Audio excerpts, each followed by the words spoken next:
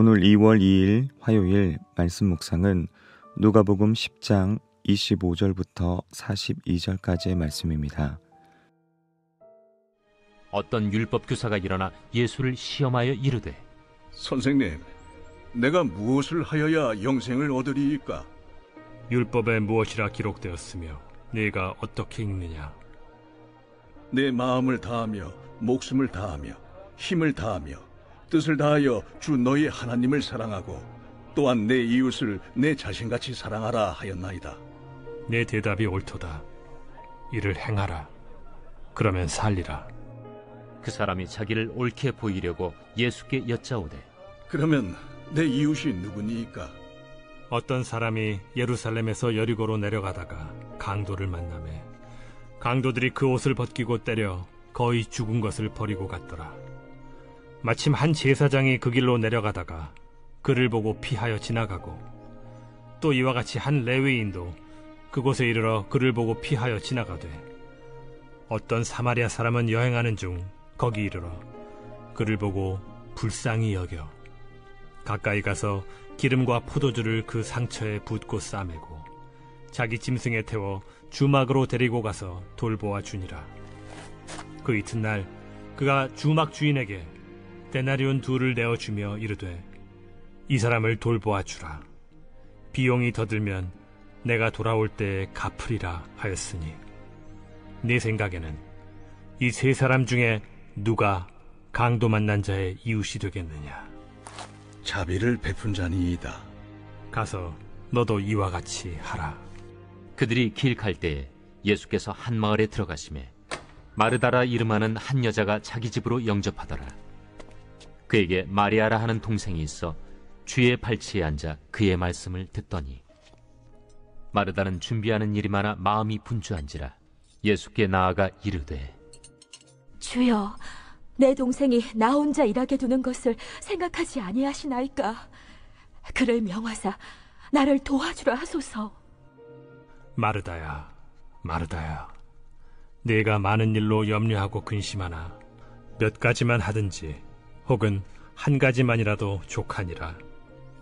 마리아는 이 좋은 편을 택하였으니 빼앗기지 아니하리라. 오늘 본문은 율법 교사와 예수님의 대화, 그리고 마르다와 마리아의 이야기로 구성됩니다. 영생의 길에 대해 묻는 율법 교사에게 예수님은 선한 사마리아인의 비유로 이웃사랑, 즉 공경에 처한 사람의 좋은 이웃이 되는 것을 가르치고, 마르다와 마리아의 집에서는 하나님의 사랑, 즉 예수님의 말씀을 듣는 행위를 가르치십니다. 이제 이를 행하라, 그러면 살리라 라는 말씀의 제목으로 함께 은혜를 나누길 원합니다. 앓음은 우리를 자유롭게 하지만 앓음이 우리를 속이기도 합니다. 앓음이 저절로 삶이 되거나 인격이 되지 못할 수도 있기 때문입니다. 특히 지식에 대한 확신이 강하거나 그것이 도그마의 수준이 될 때 지식은 남을 정죄하고 사랑하지 않아도 되는 이유를 만드는 도구가 됩니다. 그렇다면 이제 우리는 영생을 얻는 믿음은 어떠한 믿음인지 함께 세 가지로 살펴보길 원합니다. 첫째는 영생을 얻는 암과 삶입니다. 율법 교사가 율법의 완성을 오신 로고스 예수님을 시험합니다. 영생의 길을 묻는 질문에 예수님은 우리 자신을 다 걸고 하나님은 물론 이웃을 사랑하는 것이라고 하십니다. 율법 교사도 알고 있습니다. 하지만 그에게 필요한 것은 이를 행하는 것입니다. 행함의 중요성을 알았다면 하나님이자 이웃인 예수님을 시험하여 넘어뜨리려고 하지는 않았을 것입니다. 삶으로 이어지는 암, 삶을 통해 진정한 삶에 이르는 것, 그것이 영생인 것입니다. 둘째는 영생을 얻는 긍휼과 자비의 실천입니다. 예수님은 사마리아인의 비유를 통해 이웃의 정의보다 중요한 것은 이웃이 되는 일임을 가르쳐 주십니다. 율법교사의 사전에 사마리아인은 사랑해야 할 이웃으로 정의되지 않았습니다. 하지만 우리는 나 중심적으로 이웃의 범위와 사랑을 해도 되고 안 해도 되는 범위를 정할 수 없습니다. 강도 맞은 유대인을 도운 것은 그들이 이웃이라고 정의하는 유대인 제사장과 레위인 같은 종교 지도자도 아니라 이웃의 범주 바깥에 있었던 사마리아인이었습니다. 강도 맞은 자는 그런 사랑 없는 위선자를 만들어내는 사전을 던져버리고 자비를 베푼 사람을 이웃으로 선택합니다. 우리가 누군가를 이웃으로 정하기보다는 누군가가 나를 이웃의 범주에 포함시켜 줄 때 나는 예수님의 이웃이 될 수 있고 이웃이 있는 자들만 영생을 얻을 수 있습니다. 마지막 세 번째는 영생을 얻는 섬김입니다. 마리아와 마르다는 각각 다른 방식으로 예수님을 섬겼습니다. 그를 향한 자신들의 사랑을 표현한 것입니다.